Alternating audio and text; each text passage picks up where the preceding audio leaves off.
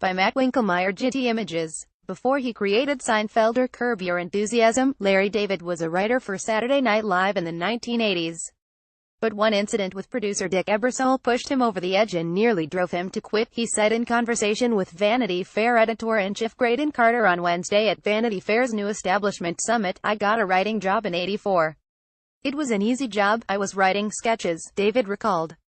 "They weren't putting any of my sketches on the air. The sketches were funny at the read-through, but the producer, Dick Ebersol, he didn't care for them. I was getting increasingly frustrated. The sketches would get cut. I'd only had one sketch on the entire year."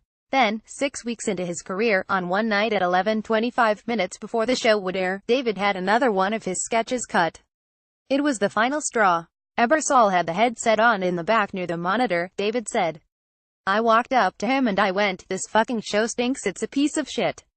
I'm done, I quit, fuck you,' and that was it, and then I left." David left and walked home. "It was freezing out and I'm beginning to compute how much money I just cost myself," he said. But then he ran into his coworker Kenny Kramer, who would later become the real-life inspiration for Seinfeld's Cosmo Kramer. He said, "What happened?" "I said, I quit. I'm so stupid," David recalled. Kramer's advice to David was simply to go back into the office on Monday and pretend the whole thing never happened. "I went into the meeting on Monday, I took a seat with all the writers," David told Carter on stage on Wednesday. "They start going around the room asking each one what they're doing. I said, I'm thinking about doing a sketch about a trapeze artist. And that was it." David would later turn the incident, and his advice from Kramer, into art.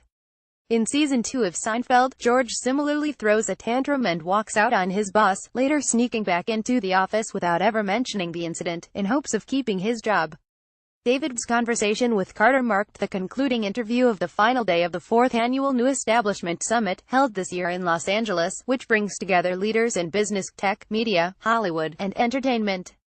Over the course of the two-day event, Evan Spiegel explained why he doesn't regret taking Snap public. Disney CEO Bob Iger talked about Jemele Hill and her tweets about _Donald Trump, and Preet Bharara recalled the end of his strange and short-lived relationship with the president. You can watch highlights from the entire event here.